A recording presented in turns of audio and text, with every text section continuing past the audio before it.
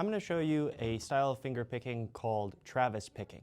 Travis picking is one of the easiest ways to kind of move through chords. If, like for instance, if you're going G, C, D, right? Then I can use this pattern.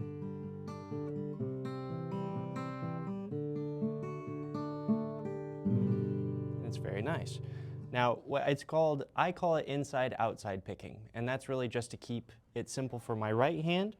But essentially what I'm doing is I'm thinking about the A string and the B string as being kind of my outside strings. And then I'm thinking about D and G as being my inside strings.